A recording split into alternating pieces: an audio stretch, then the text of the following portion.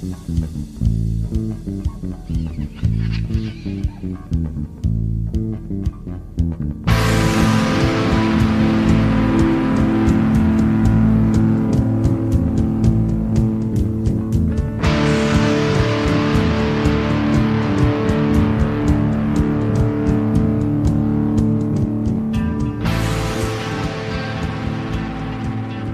to Knowing I Am. I'm Matt Milling, and with me is Ken Ward. Hello.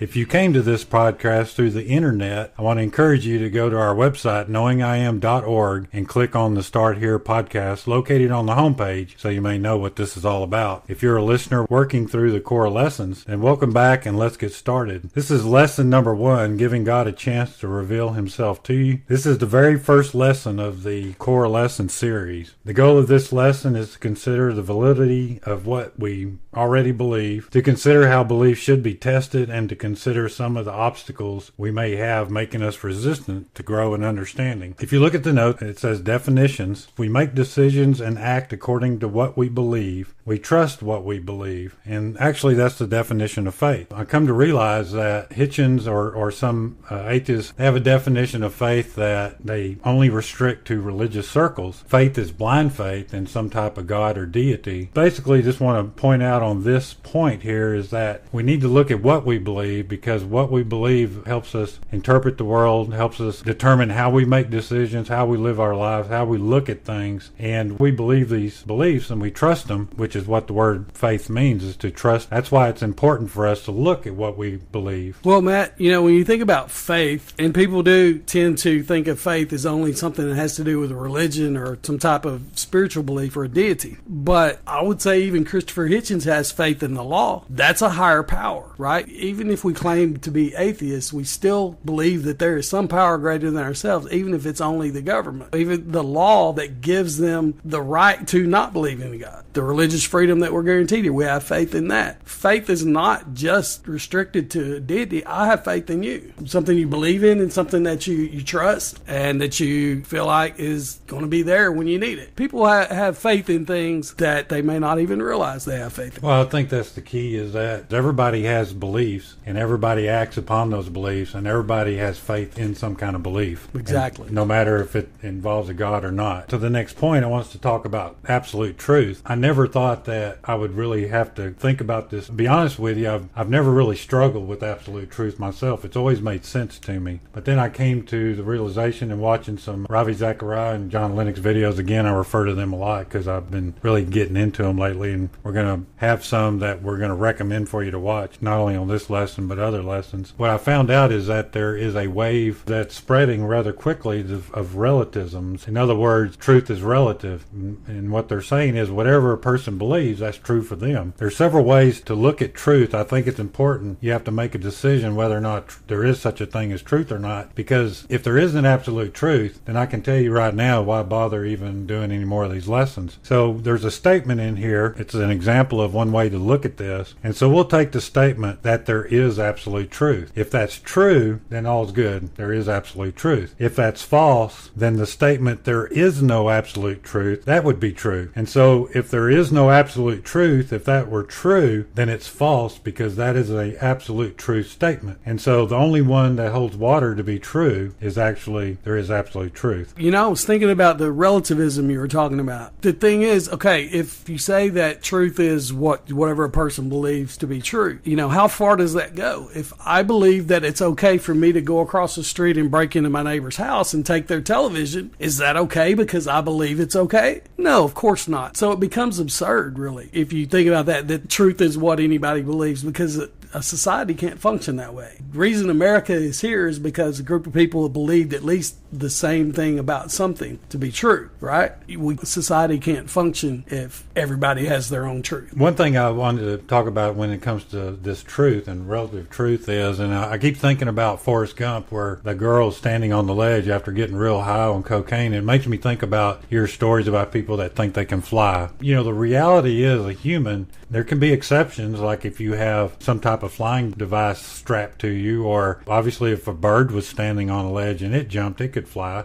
Obviously if you've got a distorted perspective on drugs, you may think you can fly and you jump. Well, the laws of physics are going to take over, or gravity, and it's not necessarily a good thing. You can't fly just because you think you can fly. That I would say, if truth is whatever a person believes to be true, then where is the line between sanity and insanity? Where does it come to where, okay, what you believe to be true is just too off for, you need some help? Where is that line? We can't agree on something that has to be true. Where do we draw the line between them? Obviously, truth is important, and like Ken was saying, there could be many truths out there, or something that appears to be true. And so we got 3 tests for truth, and again, I borrow this from Ravi Zachariah. For something to be true, it has to have logical consistency, imperial adequacy or hard evidence, experiential prevalence. In other words, it bears out in your experience. Logical consistency, it has to remain logically consistent. Imperial adequacy, have evidence that it is true. And experiential prevalence, and where the experience of that being true bears out. I've been referring to Ravi Zachariah a lot here. So there's a video below this lesson that you're going to be able to click on. It's actually a very good, comprehensive, complete representation of a lot of wisdom that Ravi Zachariah has to offer. He has many degrees, very learned man. Sometimes it's hard to understand. I mean, you have to follow it closely. I understand it may not be your flavor, but there's a lot to learn, and it's like he boils it down to some basics that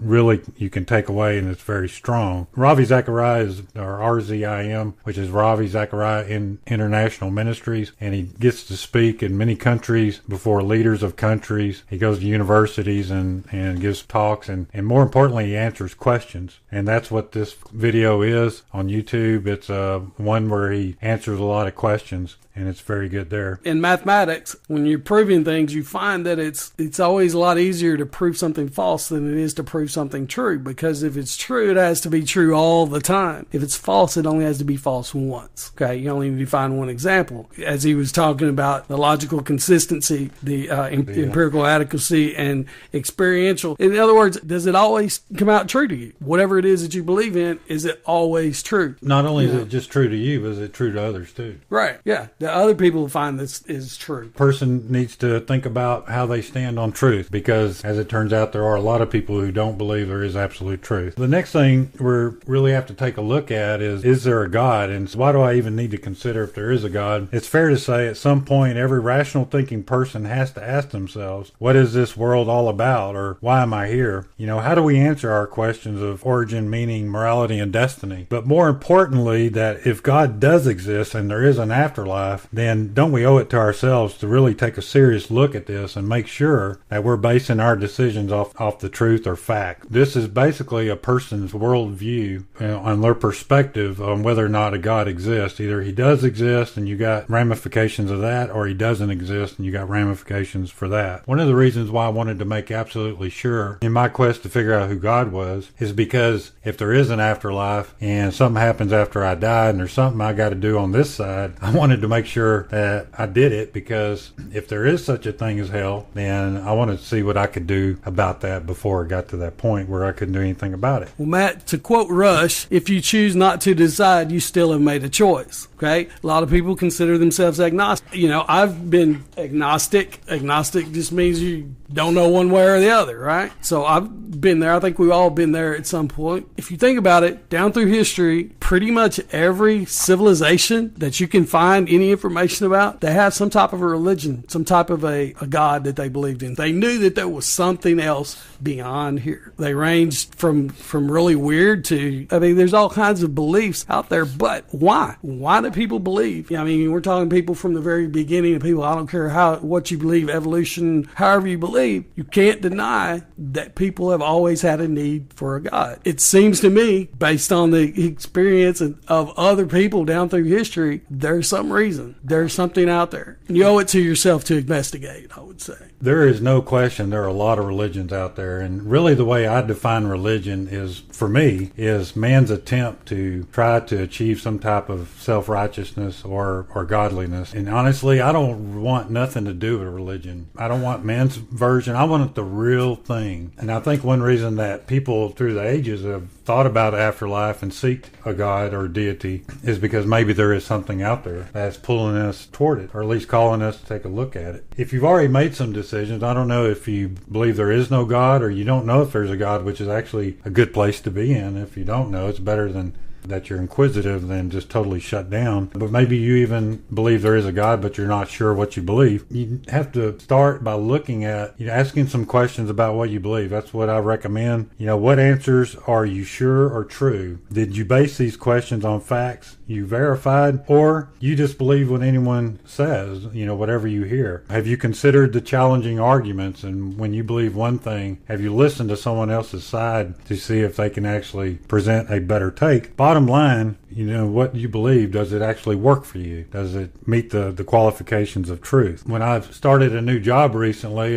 basically just came up with a little routine. I was new to the place, and I had to look at what are we doing now? What is everything that's in place and what's going on? And then I had to look at it and say, what can we do better, which is a plan. And then I had to implement that. What this basically represents is taking a look at where are you now and testing what you got already in place to make sure that that's what you want to hang on to. Matt, if you think about it, I know most people, myself included, are not going to do any more work than we actually have to. If we want something bad enough, we'll work for it. If we don't, then we won't. To be an atheist doesn't really take any investigation. There's nothing you can go and study that's going to, there's plenty of stuff that says there's no God, but there's nothing that you can study that's going to confirm that for you. It's just a belief, and it's something that is a decision that you make. If you consider yourself atheist or agnostic, you got nothing to lose to investigate this. You may find something that changes your life, but at the very least, you spend a little time looking at something, investigating something. Like I said, it doesn't take any work to be an atheist, but there may be more out there than you're giving yourself a chance to look at yet. From my experience, there have been several times, or a couple times primarily, where I had to question what I believed because it wasn't working. And what I want to point out here is I'd been going to church for a while, and I had, all of a sudden in 1 month, I had Mormons and Jehovah's Witnesses coming by to talk to me. I'm not slamming anybody. I'm just saying they came to me. And what I realized after talking to them for a little bit is I didn't know for sure why I believed what I believed. And I had to really start over to make sure what I believed was true. So, even if you have been doing something for a while, whether it be atheist, agnostic, or a believer or whatever, not necessarily a bad thing to start over and make sure what you believe is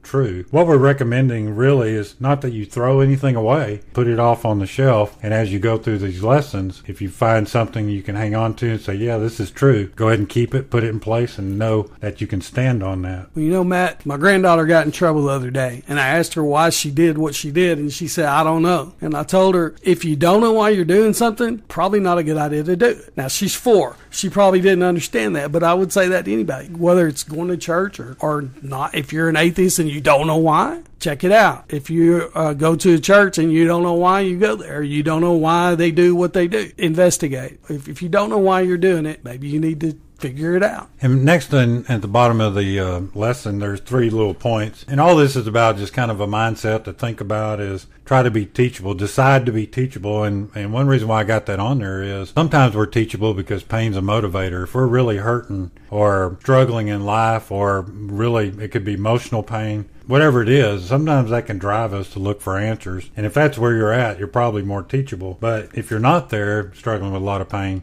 I know for personal experience, I got to work pretty hard to remain teachable. You can ask my wife, because sometimes I think I know everything, and she reminds me I don't know everything, which is where I need to be. Next point is to be humble. Not only don't look down thinking you're greater than other people, but at the same time, don't think that you're lesser than other people. Being humble, by definition, just means being in the right plane, being in reality. Look at yourself realistically. And the best way for me to describe that is when I sobered up, I came to realize I was normal. I can have problems just like everybody else. I used to think I was, unique. I could drink and do drugs and I wouldn't get addicted. As it turned out, that whole time, I was a normal human being that was addicted to drugs and alcohol. And so I wasn't terminally unique. And then finally, I have to be leery of myself because I get me in trouble. I have to check what I think because I'm sometimes my biggest enemy. Yeah, Matt, I've had conversations with people who've told me that the things that they've done in their life were so bad that they didn't feel like they could be forgiven, things like that. And, I think we probably all think that. We all think that we're worse than other people, but that doesn't matter. It doesn't matter. None of that matters. If you just investigate,